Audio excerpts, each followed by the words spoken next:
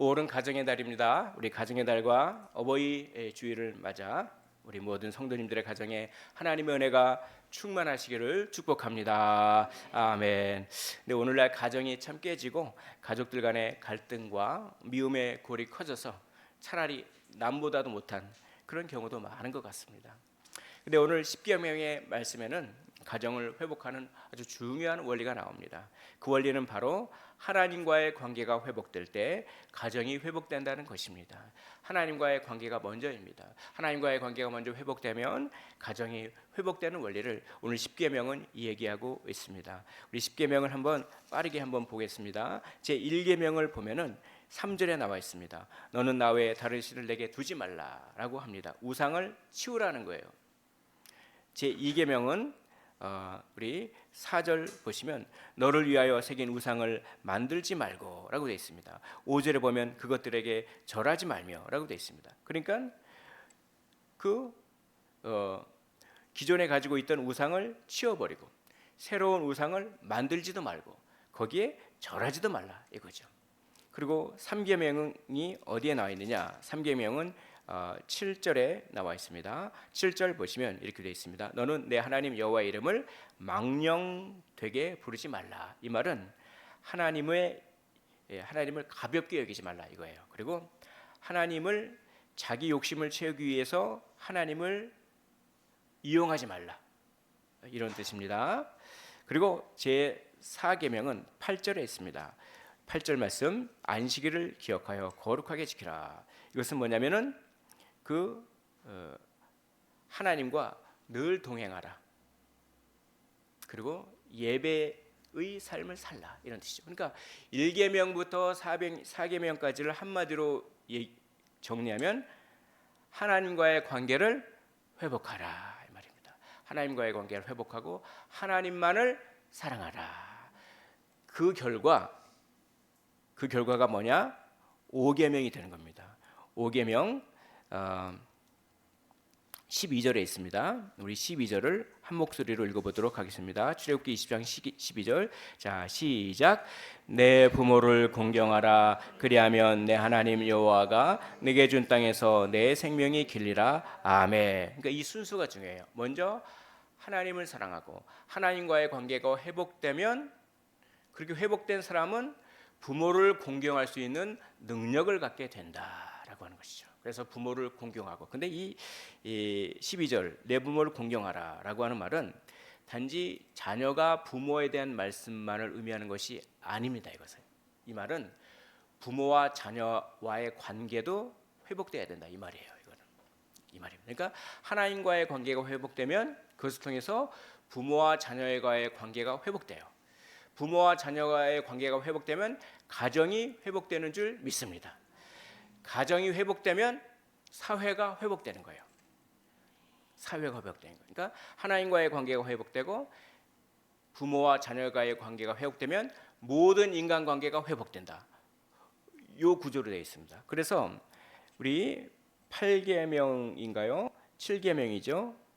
6계명이죠. 6계명 보면 13절에 나와 있습니다. 13절에 6계명인데요. 13절에 살인하지 말라. 그다음에 14절에 7계명이죠. 간음하지 말라. 15절 8계명이죠. 도둑질하지 말라. 그리고 16절 9계명이죠. 거짓 증거하지 말라. 그리고 17절 10계명이죠. 탐내지 말라. 이거는 뭡니까? 인간관계를 말하는 거예요. 자, 그러니까 이 10계명의 구절을 아시겠죠? 먼저 하나님과의 관계가 회복되면 부모와 자녀와의 관계가 회복되고, 그러면 결국 모든 인간관계가 회복된다. 아멘. 이게 그러니까 가장 근본적인 것은 뭘까요? 가장 근본적인 것 하나님과의 관계입니다. 하나님과의 관계예요. 그러니까 하나님과의 관계라고 하니까 조금 이렇게 잘 피부에 안 와닿는데, 내가 하나님을 사랑하는 마음이 막 풍성해지는 거예요. 그리고 하나님 나를 사랑한다고 하는 확신이 막 그냥 풍성해지는 거예요. 이게 하나님과 관계가 회복된다 이거죠. 조금 더 구체적으로, 그러면 어떻게 하면, 어떤 방식으로 하나님과의 관계가 회복되고 부모와 자녀와의 관계가 회복되고 더 나아가 모든 인간관계가 회복되는가? 좀 더 구체적으로 한번 우리가 살펴보기를 원합니다. 이 하나님과의 관계가 회복될 때, 즉 하나님 나를 사랑하신다라는 확신이 막 들고 내가 하나님을 사랑하는 마음이 막 생기고 그럴 때는 매우 특별한 일이 우리 안에서 일어나는 것입니다. 이 특별한 일을 오늘 우리 여기 계신 모든 분들이 한번 경험했으면 좋겠어요. 저도 그 기도가 되었더라고요. 제가 지금부터 말할 이거를 제가 회복하게 해달라고. 참 그렇게. 그러니까 하나님과의 관계가 회복되면, 즉 하나님을 사랑하게 되면 두 가지가 생깁니다. 존중심과 기쁨이 생깁니다. 이게 핵심이에요.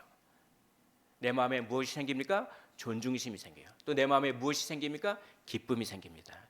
오늘 설교 들으신 다음에 많이 까먹으시겠죠. 근데 이것만 존중심과 기쁨, 기쁨과 존중심, 이것만 기억하시면 되겠습니다. 한번 따라해 볼까요? 존중심, 기쁨, 기쁨, 존중심.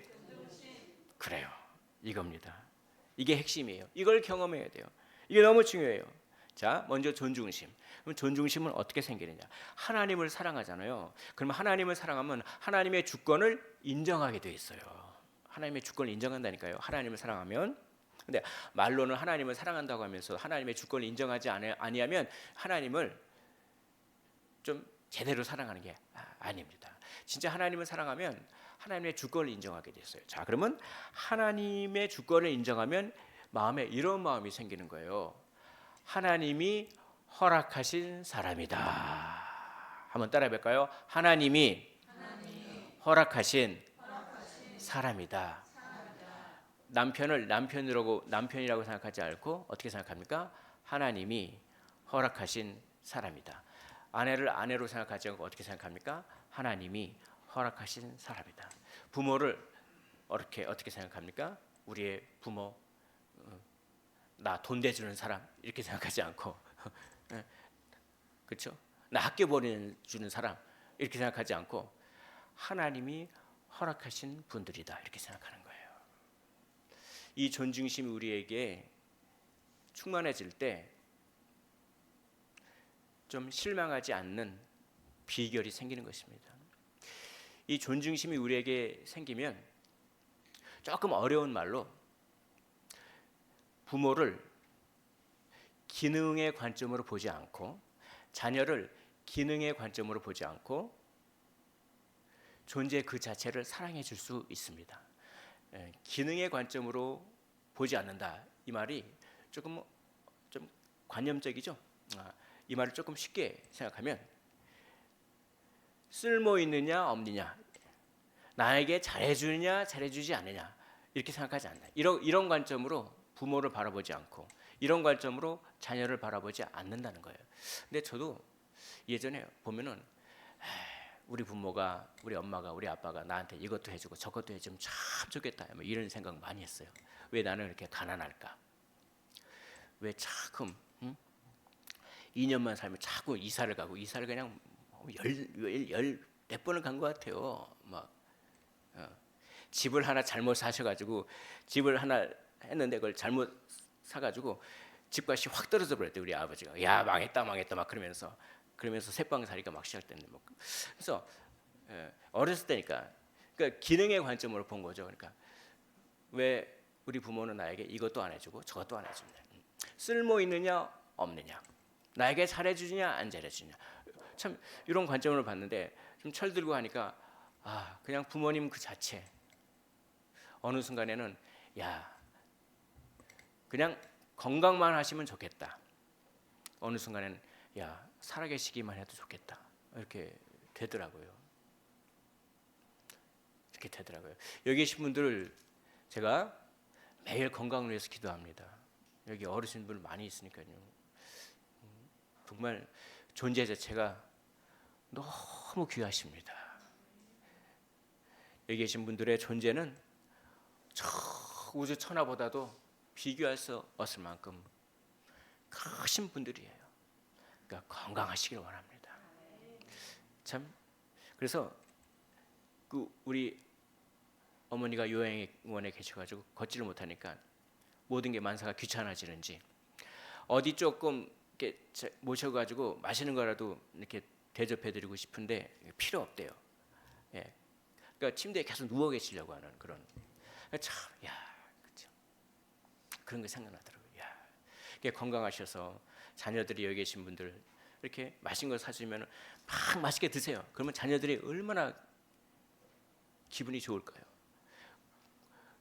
꽃을 사주면은 야 이렇게 비싼 걸 뭐하러 사 이렇게 하지만 그냥 받으세요. 그냥 받으십시오. 그냥 귀합니다. 그냥 귀해요. 존재 자체가.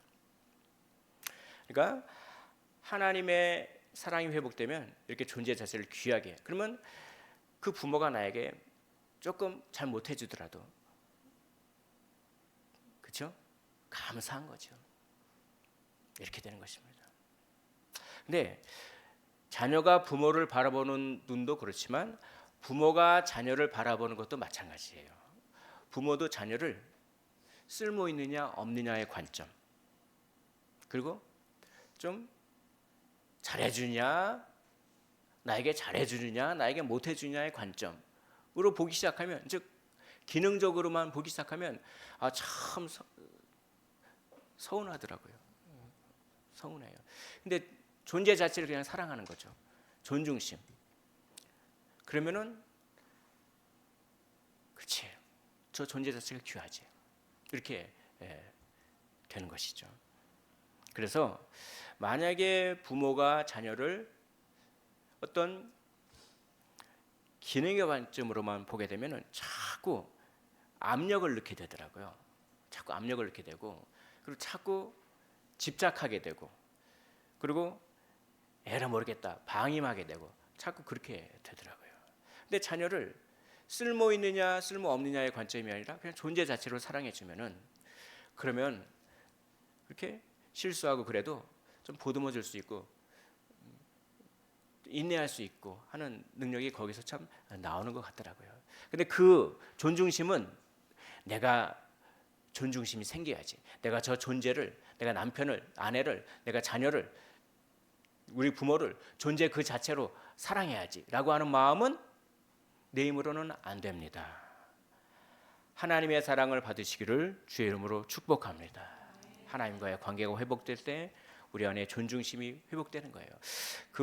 제가 어떤 인터뷰를 봤는데, 우리 선교사님이 이렇게 마약 중독자를 그렇게 케어하는 선교를 하세요. 미국에서. 근데 거기서 막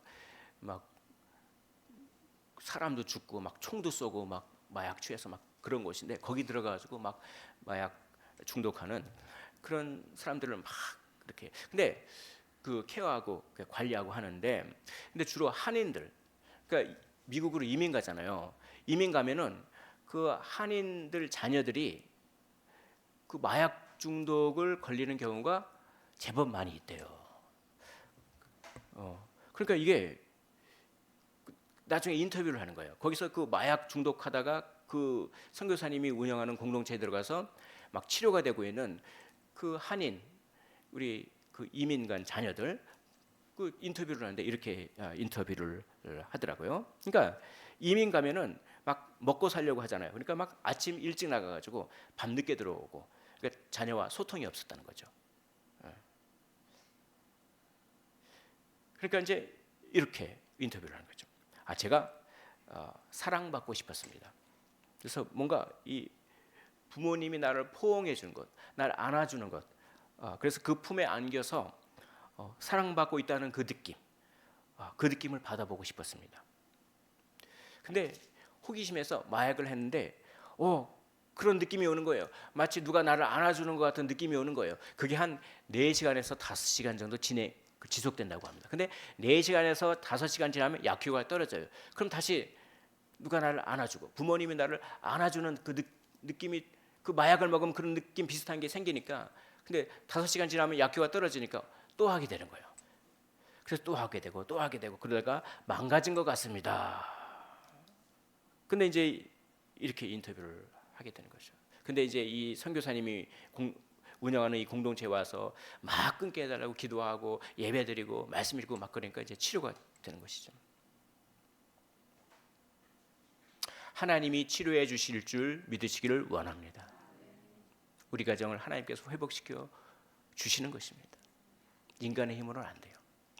근데 제가 이 인터뷰를 보면서 이 부모와 자녀와의 관계를 단지 쓸모 있느냐 없느냐, 나에게 잘해주느냐 잘해주지 않느냐 이런 기능적 관점으로 보면 안 되겠다. 그러니까 이 얼마나 고생되겠어요. 그 이영만리 외국 땅에 가가지고 먹고 살려면 그러니까 막 그냥 허드렛 일 하잖아요. 우리 이민자들이 그러니까 막 일하면서 내가 그냥 그 너희들에게 열심히 일해가지고 공부시켜주고 그리고 필요한 거 내가 다 사주고 그러면 되는 것 아니겠냐? 이렇게 이제 생각했던 거죠. 그런데 이제 아이들은 그거보다는 그 안기고 싶은 느낌. 이게 이제 기능적인 차원인 것이죠. 다분히. 예수님을 믿는 우리는 이런 기능적인 차원을 넘어서 존재 자체를 사랑해야 하는 것입니다. 그러기 위하여 우리 안에 존중심이 넘치게 해달라고 기도하시고 먼저 하나님과의 관계를 회복하셨으면 좋겠습니다. 근데 이 존중심만으로는 조금 부족해요. 왜 부족하냐면 존재 자체를 사랑하는 것이 어렵습니까? 쉽습니까? 어려워요. 한두 번이죠. 존재 자체를 사랑하는 것, 존중심 알겠는데 참 지쳐요. 존재 자체를 사랑해 주려고 하면은 지칩니다. 내가 이만큼 하면 그 상대방도 이만큼 해주고 그러면은 안 지칠 텐데 그렇지 않은 거예요. 그 존재 자체를 사랑하는 건 너무 지칩니다. 그래서 지치지 않는 힘이 필요합니다. 그 힘은 어디서 옵니까? 그 힘은 기쁨에서 오는 것입니다. 기쁨을 회복하시기를 주의 이름으로 축복합니다. 우리가 기쁨에 사로잡힐 때 지치지 않을 수 있는 능력이 생기고 그런 것이죠. 근데 우리는 기쁨은 어떤 조건에서 찾아요. 이런 조건이 생기면 기뻐하고 그 조건이 없으면 기뻐하지 아니하고 조건의 유무에 따라서 기뻐하기도 하고 슬퍼하기도 하고 하늘을 막 날아갈 것 같기도 하다가 한순간에 세상을 잃어버릴 것 같기도 하고 그러지 않습니까? 사랑하는 성도 여러분, 오늘 성령께서 우리에게 질문을 하십니다. 한번 성령께서 하시는 질문을 답을 해보시기를 원합니다. 우리 성도 여러분들의 삶이 지금 기쁘십니까? 얼마나 기쁘십니까? 하나님은 우리가 기뻐하시기를 원하십니다. 우리가 기뻐하는 것 그 자체만으로도 우리의 삶을 기뻐하는 것 그 자체만으로도 하나님께 영광을 돌려드리는 것입니다. 하나님께 영광 돌린다고 하는 것은 뭐 크게 사업을 뭐 엄청 들여서 11조를 100억씩 하고 그런 게 아닙니다. 하나님께 영광 돌리는 것은 우리가 그냥 기뻐하면 돼요. 저도 제 자녀들이 기뻐하면 그냥 좋더라고요.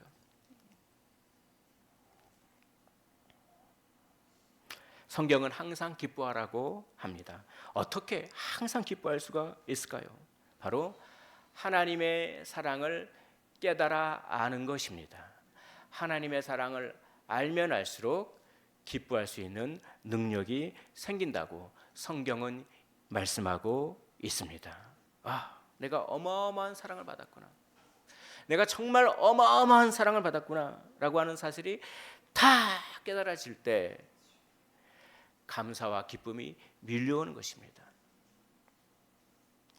조건과 상황은 수시로 변하지만 하나님은 영원하신 분인 줄 믿으시기를 원합니다.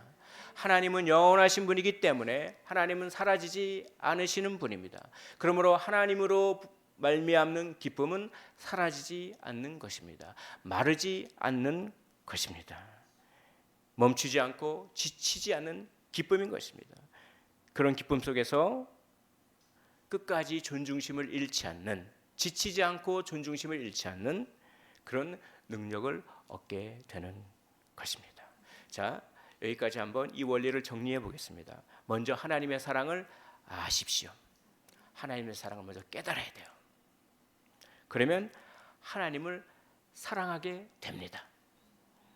그러면 이렇게 하나님과의 관계가 회복되면 기쁨과 존중심이 생기는 것입니다. 기쁨과 존중심, 이것이 핵심입니다. 기쁨 때문에는 지치지 않고 사랑할 수 있고, 존중심 때문에는 존재 자체를 사랑할 수 있습니다. 어느 하나만 있어도 안 돼요. 두 개 다 있어야 돼요. 기쁨과 존중심, 하나님의 사랑을 깨달을게요. 기쁨과 존중심. 그래서 지치지 않고 존재 자체를 사랑하게 되는 것이죠.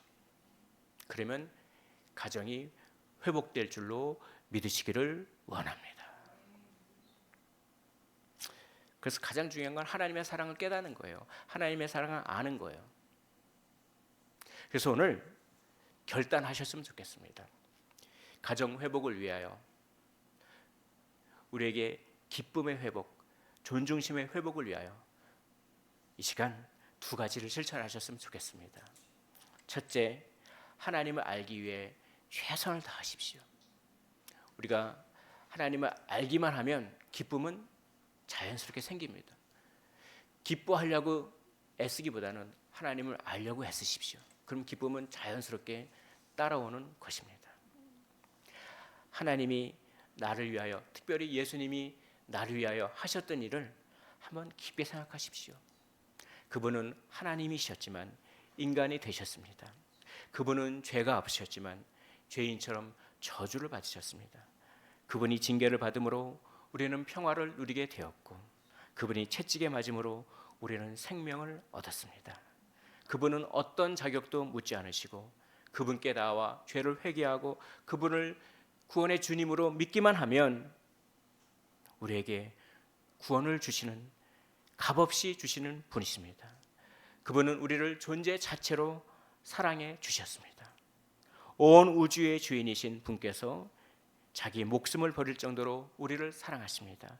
우리는 미움을 받은 자가 아닙니다. 우리는 사랑을 받은 존재입니다. 이걸 생각하십시오. 우리는 사랑을 받은 존재입니다. 여기 계신 모든 분들은 사랑을 받은 존재입니다. 이걸 생각하십시오. 이걸 생각할 때 기쁨이 회복되는 것입니다. 이것을 생각할 때 존중심이 회복되는 것입니다. 하나님이 허락하신 사람이라고 하는 그 생각이 드는 것입니다.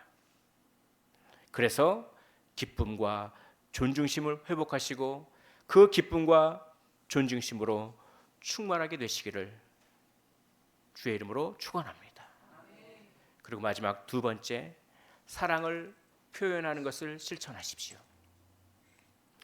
사랑합니다 라고 말하십시오. 감사합니다 라고 말하십시오. 때론 미안합니다 라고 말하십시오. 마음에서 그치는 것이 아니라 그 마음을 눈에 보이게 나타내시길 원합니다. 표현하는 데 있어서 가장 중요한 것은 늦지 않는 것입니다. 아무리 감동적이고 멋지게 표현해도 늦으면 아무 소용이 없습니다. 돌아가신 아버지의 유품 속에서 아버지의 글을 발견합니다. 그 글을 통해서 아버지가 자기를 너무나 사랑했다고 하는 것을 알게 됩니다. 그리고 자기가 아버지를 사랑한다는, 아버지께 감사하다고 하는 표현을 하지 못했다는 것에 복받쳐서 울게 됩니다. 때는 이미 늦었습니다. 아버지는 자녀에게 살아계실 때 하시면 되는데 자녀는 아버지에게 때를 놓쳐버렸습니다. 사랑하는 성도 여러분, 바로 지금 예수님을 생각하십시오. 바로 지금 사랑을 표현하십시오. 기쁨과 존중심을 회복하시기 바랍니다. 지치지 않고 사랑할 수 있는 능력을 받으시기를 원합니다. 그래서 우리 가정에 기쁨과 평안과 사랑이 넘치시기를 주의 이름으로 축복합니다.